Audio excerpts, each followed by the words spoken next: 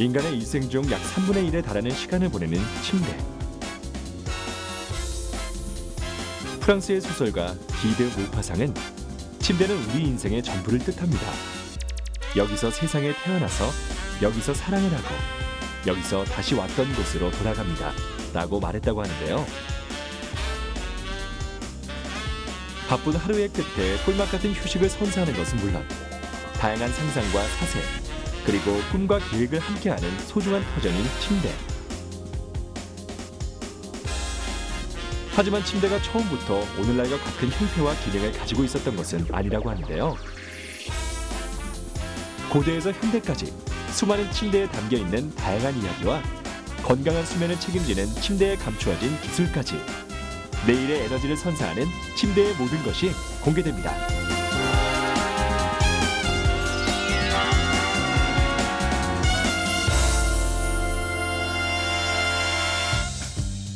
앤디 워홀과 쌍벽을 이루었던 미국 팝아트의 거장 로버트 라우센버그. 그가 1955년 발표한 작품 침대는 캔버스 살 돈이 없어 침대포를 사용해 만들었다는 일화로 큰 화제를 모았는데요. 침대하면 떠오르는 또 다른 예술가는 바로 잃어버린 시간을 찾아서의 저자 마르셀 프루스트. 그는 코르크로 밀폐된 방 침대에 누워 글을 써 침대의 문이라 불리기도 했습니다. 그렇다면 이처럼 예술 작품의 소재가 되기도 하고 문인들의 안락한 작업 공간이기도 했으며 수많은 사람들에게 달콤한 휴식을 안겨주는 침대는 언제부터 인류의 일상과 함께해온 것일까요? 침대는 이집트 고왕조 시대부터 사용된 것으로 알려져 있는데요. 이집트의 침대 다리는 동물의 다리 모양이었고 귀 부인의 침대에는 머리 모양의 흐트러짐을 막기 위한 받침대가 있었다고 합니다. 이후 그리스에서는 클리네라는 간소한 침대가 유행했는데 이것은 식사나 사교를 위해 주로 사용되었고 로마의 상류계층 저택에 있던 호화스런 침대 역시 잠을 자는 용도보다는 식사나 독서용으로 많이 이용되었다고 하네요. 중세 영주의 저택에서는 간이 침대가 사용되었는데요. 당시 영주들이 사는 집에는 개별적인 방이 없었기 때문에 영주와 그 친척 그리고 하인 등이 모두 한 방에 있는 간이 침대에서 잠을 잤다고 합니다. 15세기 르네상스 시대에 신분이 높은 귀족들이 사용한 침대는 그들의 사회적 권위를 나타내는 물건이었는데요. 호화로운 형태로 만들어진 침대가 놓여있는 침실이 공적인 아련 장소로 이용되었습니다. 바로크 시대의 군주는 호화로운 장식으로 치장된 침대를 아련이나 회의 시에 사용하여 지배자의 권위를 나타냈는데요. 이 무렵 공비의 침대라고 불리는 귀부인들을 위한 화려한 침대도 등장했습니다. 이후 살롱 생활이 유행했던 무렵의 귀족들은 우아한 형태의 침대를 선호했는데요. 폴로네즈 침대 등이 이 시기의 대표적인 침대라고 하네요. 그런데 이와 같은 과거의 침대들은 침대라고 하기에는 그 길이가 짧은 것들이 많은데요. 이는 당시 사람들이 오늘날처럼 베개를 베고 누워서 잤던 것이 아니라 베개의 상반신을 비스듬하게 걸친 자세로 잠을 잤기 때문이라고 합니다. 사생활의 개념이 본격적으로 생겨난 18세기에는 일반 주택에서도 개인별, 용도별 공간이 구분되었고 이와 함께 침대를 사용하는 문화도 확산되기 시작했는데요. 1인용 침대가 생겨나고 쿠션 등으로 장식을 한 침대들도 등장했다고 하네요. 이후 서민 계급의 침대가 보급되며 실용적인 면에 한층 중점을 두게 되었고 생산기술의 진보가 이루어진 20세기에는 실용성과 함께 새로운 의미의 장식성을 추구하게 됩니다. 또한 용도에 따라 가정용, 병원용, 군대용 등 다양한 침대가 만들어지기 시작했는데요. 그렇다면 우리나라에서는 언제부터 침대가 사용되었을까요? 우리나라 침대 역사는 대한제국의 황제 고종의 러시아로부터 들어온 침대가 최초라고 하니 벌써 100년이 넘었습니다. 참고로 또 2010년 7월 문화재청 창덕궁 관리소는 대한제국의 마지막 황후인 순정효 황후가 사용했던 침대의 보수 작업을 완료 후에 창덕궁 재조정해서 일반인에게 공개하고 있습니다. 대한제국의 마지막 황후인 순정효 황후. 그녀가 세상을 떠날 무렵까지 사용했던 이 침대는 국내 최초의 스프링 침대로 뼈대 전체에는 용무늬가 화려하게 조각되어 있는데요. 이처럼 일부 계층에서 사용된 침대가 널리 보급되기 시작한 것은 언제일까요? 19세기 후반 우리나라 주거 문화가 한옥의 좌식에서 아파트 입식 문화로 변화하면서 1986년 아시안 게임과 1988년 올림픽에 렌탈 침대가 대량 공급된 것을 계기로 침대 사용이 본격화되었습니다.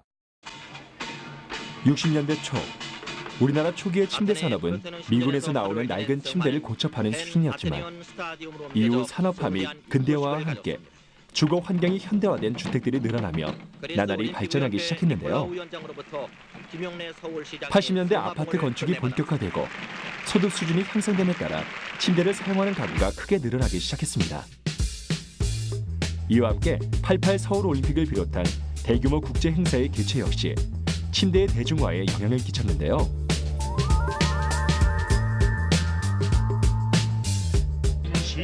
이후 침대는 더 이상 일부 계층만이 사용하는 사치품이 아닌 생활 필수품 중 하나로 자리 잡게 되었고 이와 함께 침대 산업의 규모 역시 점점 확장되어 왔습니다.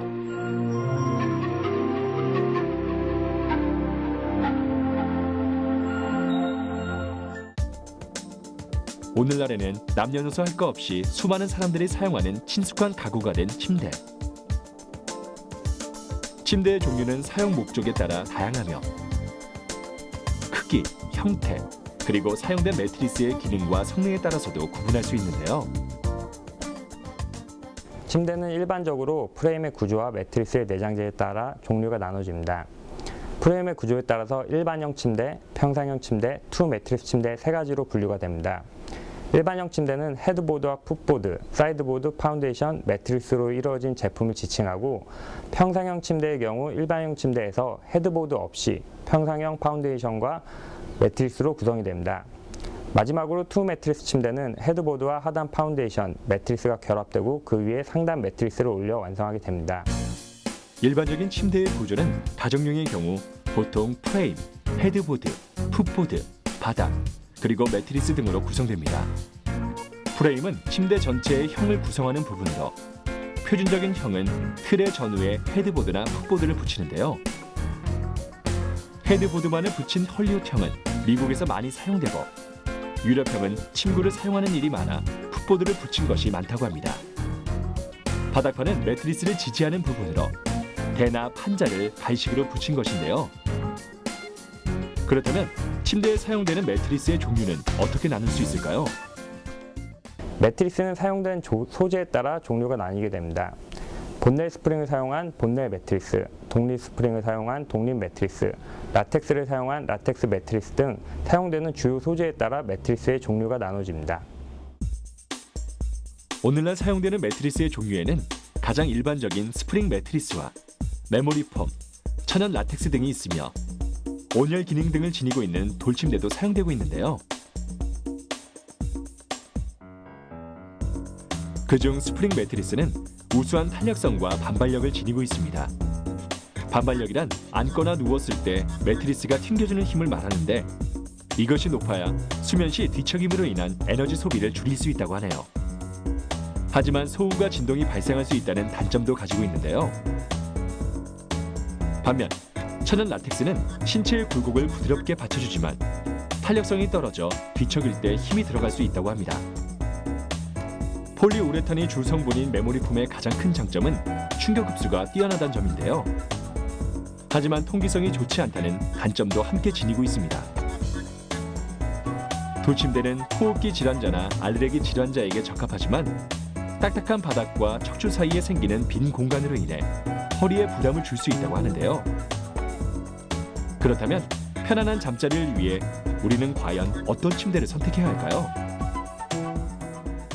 신체의 각 곡선을 살려줄 수 있는 침대의 종류가 중요합니다. 즉, 너무 푹신하게 되면 등과 허리에 만곡이 증가되어서 허리가 너무 꺾일 수가 있고, 너무 딱딱하게 될 경우에는 척추, 즉 허리에 곡선이 평평하게 되어 허리에 무리를 줄 수 있습니다. 매트리스 자체에 각각 독립된 스프링이 있어서 허리 곡선을 살려줄 수 있는 그런 매트리스 타입이 제일 좋습니다. 매트리스를 고를 땐 너무 단단하거나 너무 푹신하지 않고 각각의 독립된 스프링을 가지고 있어 누웠을 때 신체 곡선을 살려줄 수 있는 것을 선택하는 것이 좋다고 하는데요. 그렇다면 허리 건강에 좋은 이상적인 취침 자세는 어떤 것일까요? 일반적으로 저희가 취침을 할 때는 3가지 자세를 취하게 됩니다. 일단 반드시 누워서 자는 경우가 있고, 옆으로 모로 자는 경우가 있고, 엎드려 자는 경우가 있습니다. 반드시 누워 잘 경우에는 허리의 정상적인 곡선, 즉 S자 곡선을 유지할 수 있는 가장 좋은 자세로 보여지고요. 이럴 경우 만약에 딱딱한 곳에 자더라도 푹신한 이불 같은 걸 대서 정상 곡선을 유지하게 할 수 있습니다. 반듯하게 누워서 잘 때 딱딱한 바닥에서는 베개 등으로 허리를 받쳐주는 것이 좋으며, 다리를 곧게 펴면 허리 곡선이 없어지므로 무릎 밑에도 베개를 받쳐주는 것이 좋다고 합니다. 옆으로 잘 경우에는 적당한 높이로 목 높이를 맞춰서 목과 등과 허리, 즉 골반이 일직선이 되도록 하는 것이 중요하고, 그렇게 유지시키기 위해선 무릎과 무릎 사이에 베개 하나 정도를 껴서 아래쪽도 같이 맞춰주는 것이 좋습니다. 엎드려 잘 경우에는 목이 돌아가든지 목이 꺾일 수가 있고, 등과 허리 쪽이 평평해지기 때문에 허리 쪽에는 안 좋은 자세로 볼 수 있습니다. 그렇다면 오늘날 폭넓게 사용되는 스프링 매트리스는 어떤 과정을 거쳐 만들어지는 걸까요? 그 모습을 직접 살펴보기 위해 경기도 광주의 한 침대 제조업체를 방문했습니다. 지금 이곳에선 퀼팅기를 이용해 겉감 누빈 및 재단 공정을 진행하는데요. 원단, 패딩, 우레탄 폼, 부지포 등의 재료를 모아 누비는 과정에서 실의 끊김 현상, 봉제 이음선 손상, 그리고 원부저제의 오염 등이 일어나지 않도록 주의하며 작업을 진행한다고 합니다. 퀼팅기에 자동으로 실을 공급하는 역할을 하는 실패. 이 실을 이용해 재료들을 박음질하는데요. 이렇게 롤 상태인 패딩을 기계를 이용해 펴고 다른 재료들과 한데 모아 반제품으로 완성합니다. 퀼팅은 이렇게 마른 목골로 할 수도 있고, 고객의 요청에 따라 원하는 모양으로 바꿀 수도 있다고 하는데요. 침대 제조 공정은 원부자재가 입고되면 측정 장비를 이용한 인수 검사를 하고, 심재부에서는 스프링 성형과 스프링 조립하여 반제품으로 만들고, 또 다른 공정에서는 퀼팅과 겉감 봉제 공정, 매트리스 중간 가공을 거쳐 매트리스 조립 포장, 그리고 제품 산해 시험을 거쳐 총 9공정으로 이루어져 있습니다. 매트리스의 핵심인 스프링의 성형 및 조립이 이루어지고 있는 이곳. 아래에 감겨있는 회색선은 스프링의 재료로 사용되는 강선인데요. 빙글빙글 돌아가는 해성기라는 기계를 이용해 강선을 풀어준 후 스프링 성형을 진행합니다. 매트리스에 사용되는 스프링의 종류에는 본네 스프링과 독립 스프링 등이 있는데, 지금 이곳에선 이렇게 스프링이 부직포로 감싸져 있는 독립 스프링이 만들어지고 있습니다. 스프링은 회전수에 따라서도 종류를 구분할 수 있는데, 독립 스프링은 주로 7회전을 많이 사용한다고 하네요. 약 250도에서 300도에 이르는 온도로 순간 열 처리를 해 탄성이 우수하고 형상이 변형되지 않도록 만들어진 스프링. 이렇게 성형된 스프링을 조립해 규격에 맞는 반제품을 완성하는데요. 퀸 사이즈 기준으로 하나의 매트리스에 보통 720개의 독립 스프링이 사용되지만, 고객 요청에 따라 그보다 많은 수가 사용되는 경우도 있다고 하네요.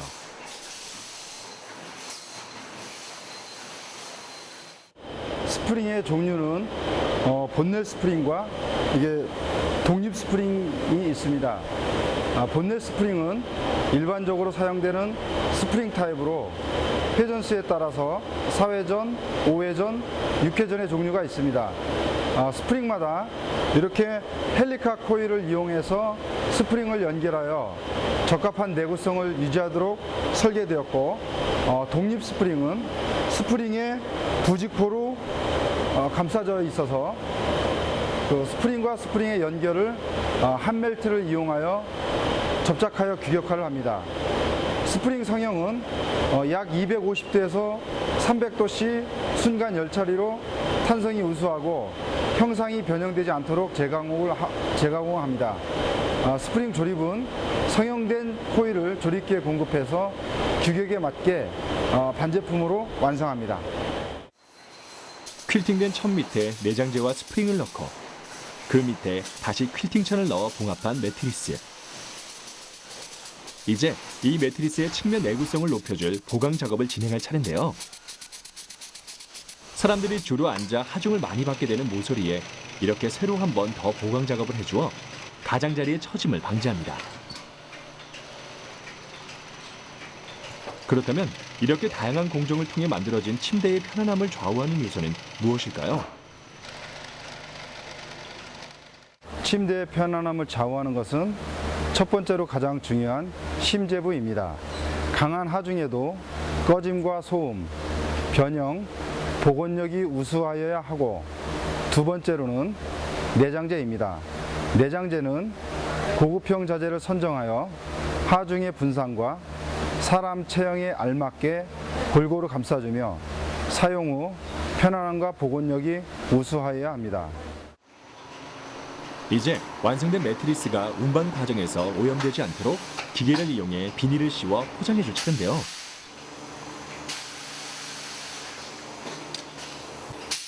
오염을 철저하게 막기 위해 기계로 포장한 매트리스를 사람의 손으로 직접 한 번 더 포장해 줍니다. 이렇게 수많은 공정을 거쳐 만들어진 스프링 매트리스는 사용자의 편안한 수면을 책임지며 편리하게 사용될 텐데요.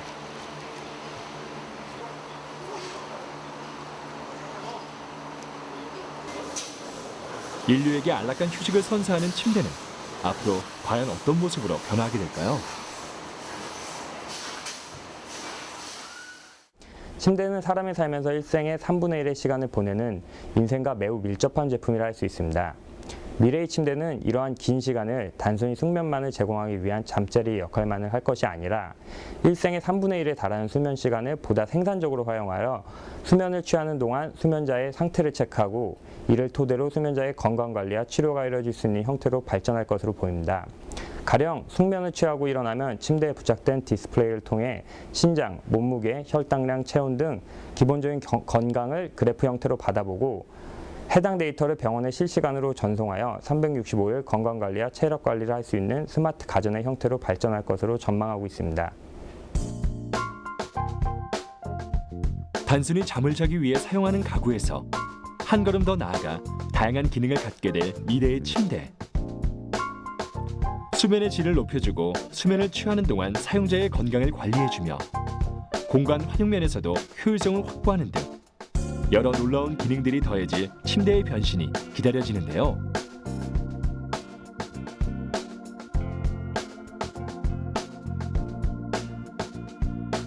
인간의 일생 중 약 3분의 1에 달하는 긴 시간을 함께하는 침대. 아주 오래전부터 인류 역사의 그 모습을 드러낸 침대는 시대의 흐름에 따라 다양하게 변화하며 현재에 이르렀습니다. 그리고 오늘날 우리는 침대에 누워 달콤한 휴식을 취하고 지나온 삶을 되돌아보며 앞으로의 인생을 계획하기도 하는데요. 이렇듯 일상의 동반자이자 힘찬 내일을 돕는 든든한 친구인 침대의 진화는 어디까지 이어지게 될까요? 더욱 편리하고 한층 편안해질 침대의 무한 변신을 응원합니다.